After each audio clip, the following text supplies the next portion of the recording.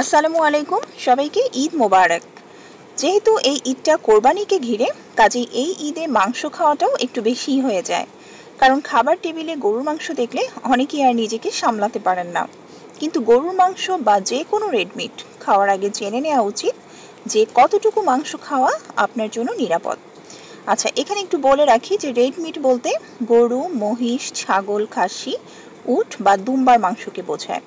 তো যাই হোক, যেটা বলছিলাম, রেড মিট খাওয়ার আগে সচেতন হয়ে না খেলে ঘটতে পারে বড় ধরনের দুর্ঘটনা। 2021 সালে ঈদুল আজহা অর্থাৎ কোরবানির ঈদের দিন অতিরিক্ত মাংস খেয়ে হার্ট অ্যাটাক করে হাসপাতালে ভর্তি হয়েছিলেন বেশ কিছু রোগী। এই বিষয়ে সে সময় আমি একটি ভিডিও প্রকাশ করেছিলাম। তো বিস্তারিত জানতে চাইলে আপনারা ওই ভিডিওটি দেখে নিতে পারেন, ডেসক্রিপশন বক্সে লিংক দেওয়া থাকবে। তো এবছর কিন্তু এরকম কোনো ঘটনা শোনা যায়নি। তার মানে মানুষ আগের চেয়ে এখন অনেক বেশি সচেতন এবং দিন দিন মানুষের মধ্যে সচেতনতা কিন্তু বাড়ছে। কিন্তু অতিরিক্ত সচেতন হতে গিয়ে অনেকেই গরুর মাংস পুরোপুরি বর্জন করছেন। অনেকেই ভাবেন যে গরুর মাংস খেলেই বুঝি স্বাস্থ্যের ক্ষতি হয়ে যাবে, কারণ এতে রয়েছে প্রচুর কোলেস্টেরল। কিন্তু গরুর মাংসের ক্ষতিকর দিক যেমন আছে, পাশাপাশি এর উপকারিতাও কিন্তু কম নয়। এখন এটা আপনার জন্য উপকারী হবে না ক্ষতি বয়ে আনবে, এটা নির্ভর করবে আপনি কি পরিমাণে এবং কি নিয়মে খাচ্ছেন তার উপর।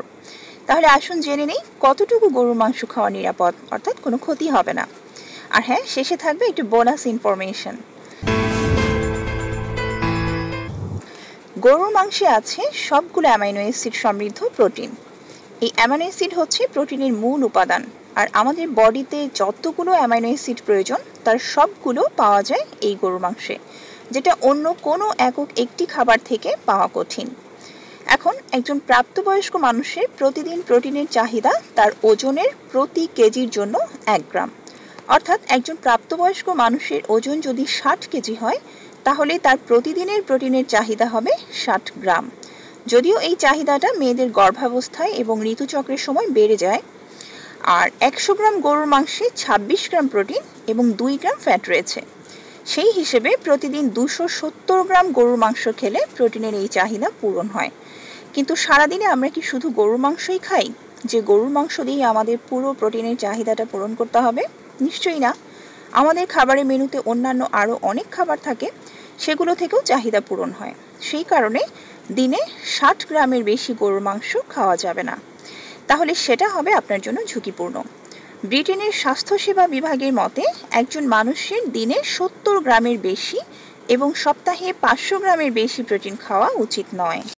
ওয়ার্ল্ড ক্যান্সার রিসার্চ ফান্ডের তথ্য মতে আপনি সপ্তাহে সর্বোচ্চ 500 গ্রাম অর্থাৎ আধা কেজি পর্যন্ত গরুর মাংস খেতে পারবেন।